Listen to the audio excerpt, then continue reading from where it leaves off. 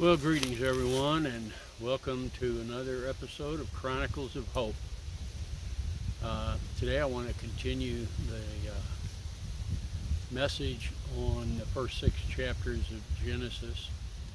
I decided to come out here on my property and shoot the video outside today. It's just so beautiful. We got another warm fall day here in the Ozarks. Um, yeah, it's just really nice out here, and it's a good place to be. It's just good, clean air, nice to be outside. Um, well, I guess I want to kind of try to pick up where I left off yesterday, and I'll start with Genesis 2, verse 20. And this is where God had sent Adam to name all the creatures that God had created to find a suitable helpmate for Adam.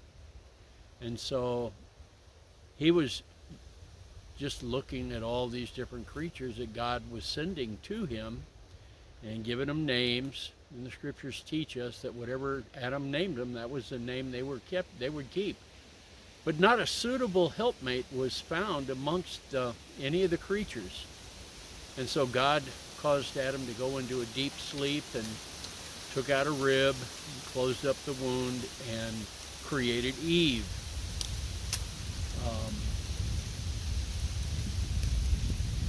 Now this is an important thing to consider here, because this is again another revelation I got from the Lord. The scriptures, depending on the translation you read, talks about the beasts of the field. And it names cattle and a few other creatures, names birds and fish and things like that. But then we have this lump sum beasts of the field. Well, archaeologists have, they've uncovered the remains and fossilized remains, I guess, of various types of humanoid type creatures. And of course, now, the Darwinians believe this is all an evolutionary process, that we started off as some kind of a single cell creature and evolved into what we are today. There's no scientific evidence to support this, but these are theories that people have held fast to. And it's my understanding that before Darwin died, he recanted on all of the stuff that he was selling as far as the theory of evolution. And that's not, that's another topic that has nothing to do with today's message. But what I want to bring to point is that God had sent some of these beasts of the field to Adam that were humanoid type creatures. They did not have God's breath of life in them, although they were living creatures. And they were, like I say, they were lumped up in this beast of the field. And so since none of them fit the bill genetically, then God saw fit to take a part of Adam and basically clone a female. Now, bear in mind, you go back earlier in the scripture, I believe earlier in chapter 2, and you'll see where he says, let us make man in our own image, male and female. And so that bears relevance to our spirit man. We have female spirits and male spirits, apparently, as God created it. Make no mistake, our spiritual being is altogether different than an angelic spiritual being. They are not the same as we are. And so I just wanted to share that these archaeological finds of what they call Neanderthals, cavemen, Java, all these different names they have them. They have them dated, or so they think they do. Never taken into account what a flood would do. And if any of you have ever seen the damage a flood can cause or the aftermath of a flood, you can see that it fills in pretty quick. And so if they're going to go by layers of sedimentation and what they find, and then they determine, well, this is a year, this was so many thousands of years ago. And we know from Scripture that it says that in the beginning the earth was void and without form. Well, that can be interpreted in a lot of different ways. It didn't say that the earth didn't exist. It just said it was void and without form. Well, You can take a ball that is perfectly round, or as perfect as you can make it, and then put little dimples in it all over it. Now it's a golf ball. Before it was a sphere, smooth. And so the void and without form could mean that God created the oceans and the mountains, and then all of a sudden this vacuum, or this, I wouldn't say vacuum, this void, this emptiness had character. It had undulations, had oceans and mountains, and then it all of a sudden had animals and vegetation and all these things. So it's important to understand, for the furtherance of our discussion in the first 6 chapters, that there were humanoid type creatures that had inhabited the earth, that Adam gave name to, that were not of the genetic makeup of Adam, but they were humanoid type creatures.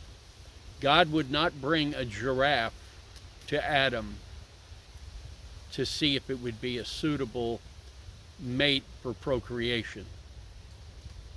But these humanoid type creatures had similarities to Adam in some respects.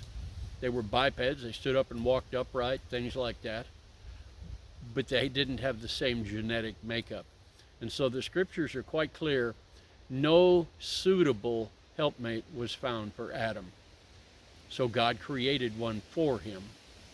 And when you take, as we study the rest of Genesis, the first 6 chapters, you will see how many absences there are in the first 1,000 years of what actually took place. There was a great deal that happened. In fact, we had nothing. The earth was void and without form. And then there was so much evil on the earth that God destroyed almost all living creatures. But for a handful of 8 humans. And a lot happened. And a lot is yet to be revealed. There's a great many mysteries in the first 6 chapters. A great deal happened. All of the, some of the most relevant aspects of human history are captured in the first 1,000 years, in the first 6 chapters. And yet we have little understanding of what exactly took place. How bad was it? I mean, we see what happened to Sodom and Gomorrah for their immorality, their sexual perversions. How bad was the whole earth, and why? And then we have the Nephilim, and we have the sons of God, these fallen angels that came and took daughters of men. Well, that's going to be another discussion that we'll have, but I just want to share with you now that no suitable helpmate was found for Adam amongst all the beasts of the field. So therefore God chose to take part of his genetic makeup and create a woman. And as a sidebar, this is kind of an interesting little tidbit of information. Do you realize that Adam and Eve were the only 2 humans to have ever lived and did not have a navel? And there was no umbilical cord keeping them alive in the womb. They had no navel like we do. So that's how they were easily identified as being the first of many. So that pretty much wraps up today's message. I appreciate it. I wish you all were here to enjoy this beautiful, warm autumn day here in the Ozarks. If this message speaks to you, if you find value in it, I'd appreciate it if you'd share it with others. Hit like and subscribe to my various channels that I post this to. And just stay tuned and come back. I'll have more of this. I want to complete this first 6 chapters. There's just far too much there to leave unpacked, or not unpacked, as it were. And I believe God revealed so much of this to me so that I could share it with others, so that you would have some understanding. Many people ask questions. Who are all these people? Well, just as another side note, there were only 27 people mentioned by name in the first 1,000 years. 27. And most of them, well, I would say that the majority of them were from the seed of Cain, which is quite interesting. and a study in itself. So until next time, be blessed. Again, come back and visit. There's much more to be said. God bless you all, and thanks for watching. Bye now. Thanks for watching. Bye now.